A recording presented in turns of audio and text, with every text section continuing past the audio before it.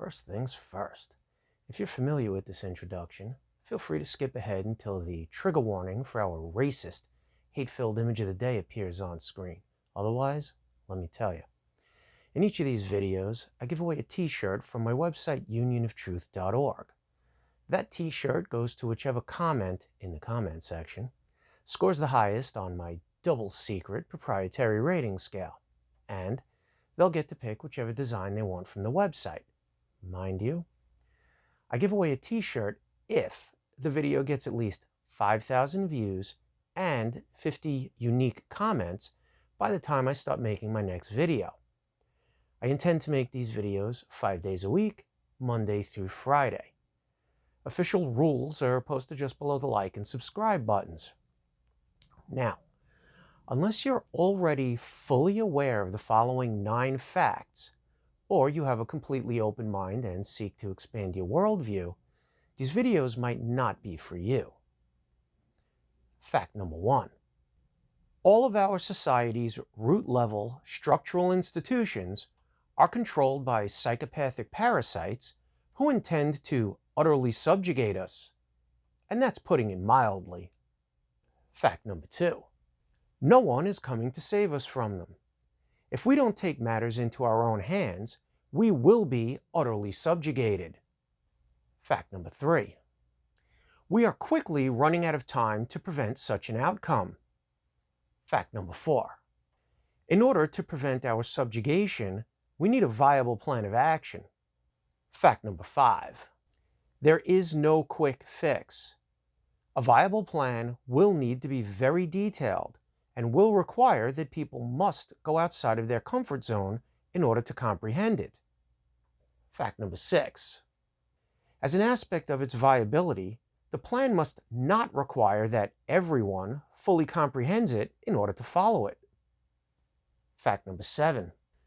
Since the plan must not require that everyone fully comprehends it in order to follow it, leaders will be needed to properly inform and correctly guide fellow citizens who won't put forth the effort to fully comprehend the plan. Fact number 8. Leaders will need to fully comprehend the plan. Fact number 9. Exemplary leaders are committed to empowering those whom they lead. Exemplary leaders lead by example. And for those of you who are still with me, here's a 10th fact. This book contains a viable plan. The purpose of these videos is to disseminate the information provided in this book and to start an ongoing dialogue about all things related to the plan. You can download a free copy of this book in PDF format from UnionOfTruth.org without signing up for anything or filling anything out. As a matter of fact, I'm hoping you'll take me up on my simple 10-page challenge. It works like this. Read the first 10 pages of the book and fully investigate all the links that are offered in order to discover the following. 1. Am I functioning from a valid conceptual foundation? 2. Have I done enough legitimate research to qualify as someone whose opinion is worthy of consideration? 3. Does the book actually provide a viable and fully detailed plan to thwart the science of fiction? Quite simple, and certainly not too much to ask of any red-blooded American patriot. One last thing. Those of you who are wondering, who is this guy? Should be sure to check out my video entitled, Who is this guy?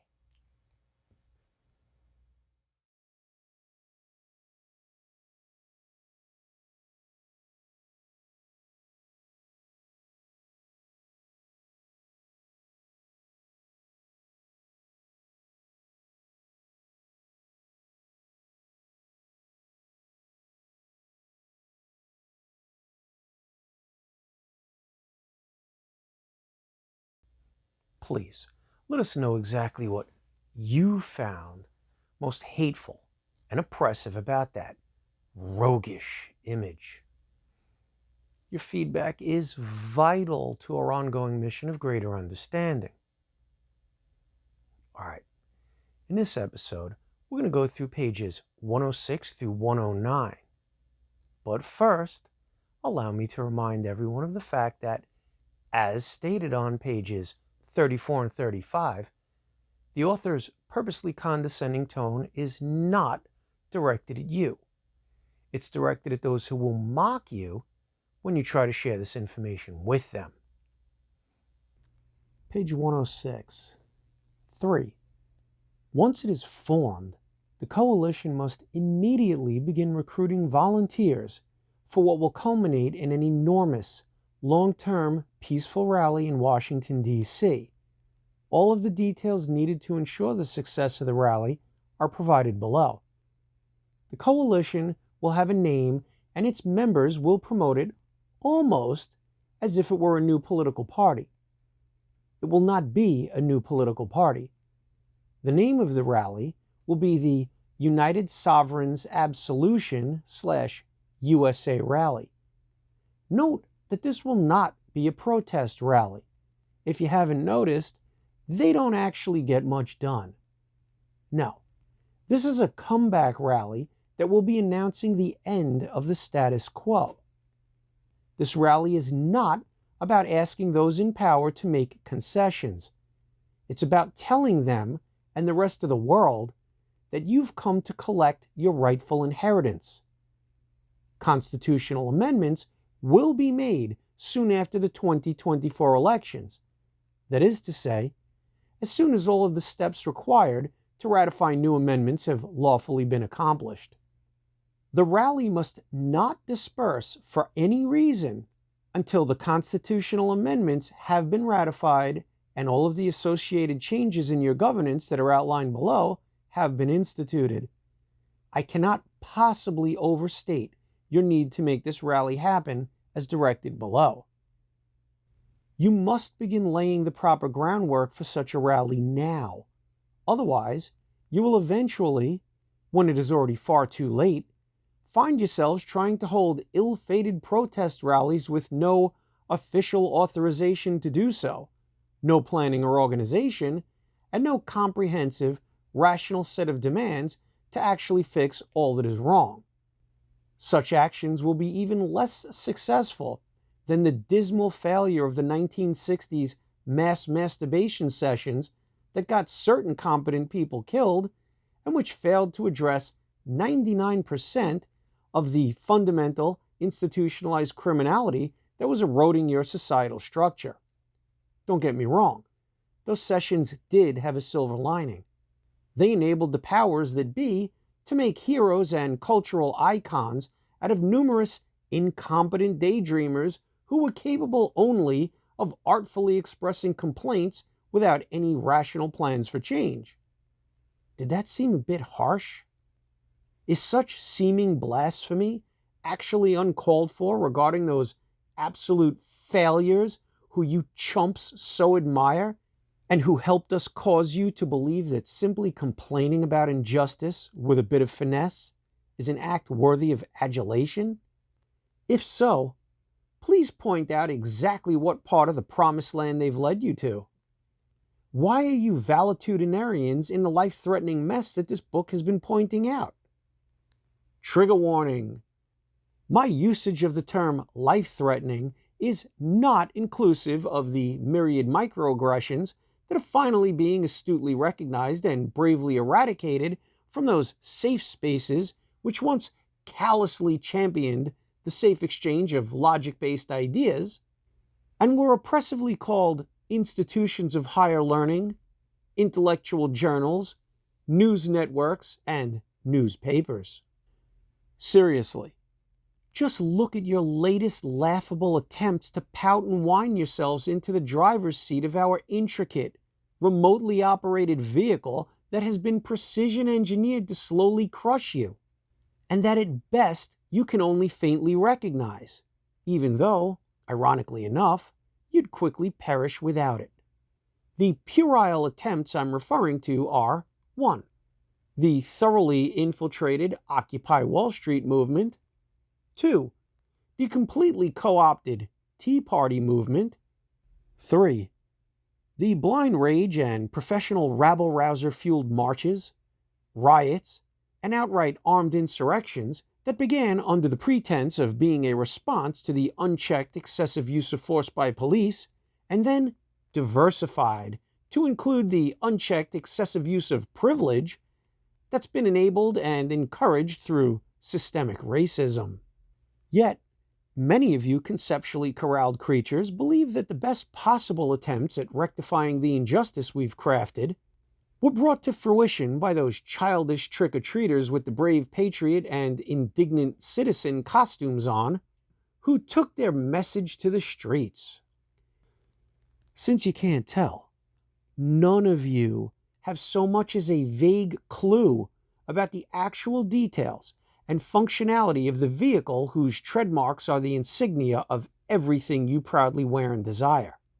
The system is broken? Not. That vehicle is the system. Also note that losers substitute complaints for action, and idiots substitute action for thought. In actuality, the only message that you and the well-meaning idiots and thug rioters at those protest rallies, political rallies, and marches/disruptions have made loud and clear is the same one made by the wankers of the 1960s.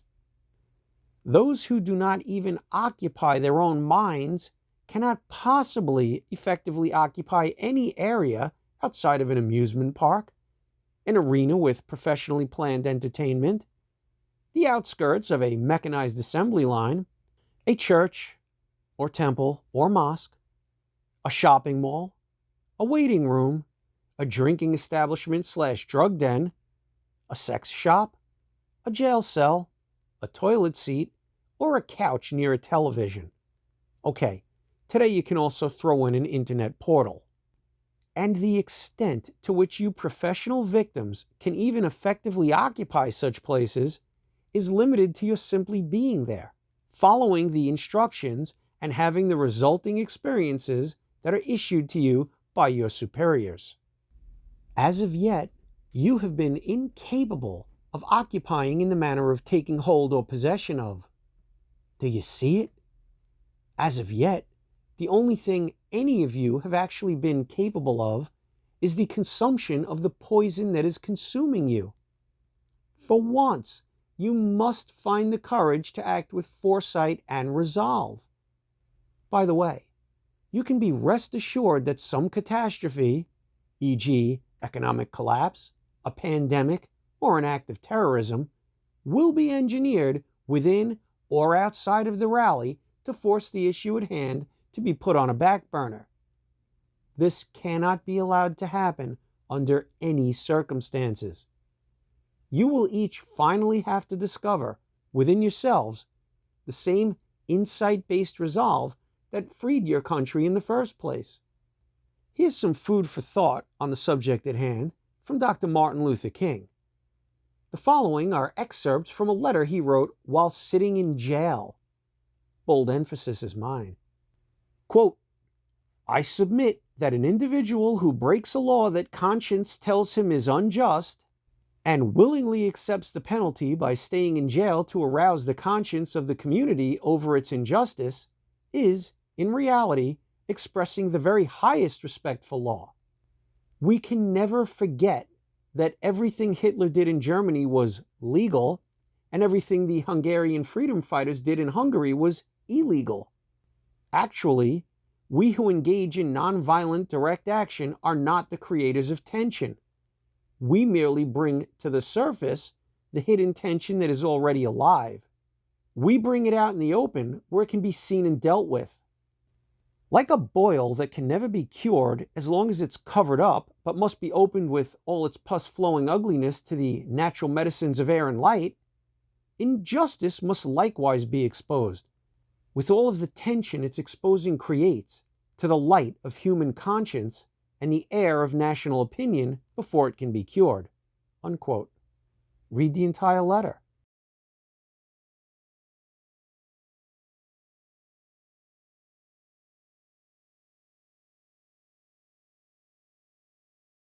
And, speaking of insight-based resolve, are you going to take it upon yourself to discover the meanings of the following words?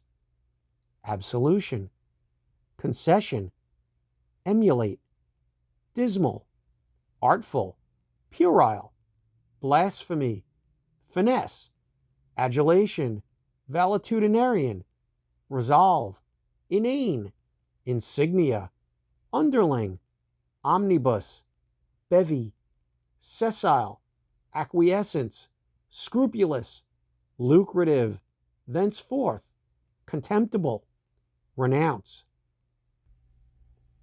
3A. The groundwork for meaningful, coordinated planning of the rally must begin by July 4th of the year 2021. And it will, if enough of you react to these insights as there being the valid testimony that they are. You must immediately take the completely peaceful actions that are required of you to end the long-running, concealed invasion and occupation of your country. A country whose creation was enabled by its founders' willingness to engage in all-out war in order to establish as law the concepts that are expressed in the Declaration of Independence and the Constitution Bill of Rights, which, besides the laws of nature and of nature's God, happen to be the only valid basis for any statutory law by which the country is to be governed. Judiciary reference to English common law can be expounded upon elsewhere. Or do you believe that by waiting to act on what must be done right now until the next presidential election cycle, the chances of your success will somehow be any better than they currently are? Even though the stated policy agendas of either political party make absolutely no mention of a plan to rectify any of the far-reaching fundamental problems that, by way of dereliction of duty and deceit, have become institutionally woven into the fabric of your nation's systems of education, commerce, media, and governance. Do you finally see that the current absolute disregard for any pretense of a logic-based legitimacy within the mainstream media, big tech/social media, the banking and investment industry, K-12 education, and numerous other branches of government are nothing other than the outputs of a system that's been working exactly how it was designed to work? If you do, good luck. You've got your work cut out for you. Try to name even a handful of people who you personally know that share your logic-based insight. How else could tens of millions of your fellow citizens believe in the legitimacy of the most blatant, ongoing coup attempt against a duly elected president to ever occur in your nation? Click on these links to access a bevy of related documentation. How else could they believe in the legitimacy of the most widespread and obvious election fraud that's ever been attempted outside of a military dictatorship? Did anyone else notice that as of 11/7/2020, in regard to the search term List of Examples of Election Fraud 2020, the first 9 pages of Google did not show any of the many documented examples of recent election fraud that have surfaced across your nation? And how else could those on either side of the arguments not know that, while real, they're really just surface-level diversions? You're wearing a mask as you read this, right? Friend, regardless of which party's candidates win, with each passing day, the number and type of obstacles placed in your path will continue to grow at an increasing rate. But make no mistake about it, many people throughout the history of your country have sacrificed much more and have suffered much greater discomfort than will be required of anyone during this event. Have you ever heard about those troops that George Washington led across the icy Delaware River in a snowstorm on Christmas night in 1776, so they could then march 9 miles through the snow into Trenton, New Jersey, without any boots on their feet, and win a battle that changed the entire course of the Revolutionary War? 3B. Organizers of this event must effectively present it to all American citizens and the rest of the world as a peaceful, properly organized, constitutionally protected, Declaration of Independence mandated effort to thwart an outright invasion of your country. No effort can be spared to make sure that all of the goals of this campaign are achieved. Well, that's it for today. Let's meet back here tomorrow. Till then, take good care of yourself and remember, objectivity, logic, fidelity, because absurdity knows no bounds.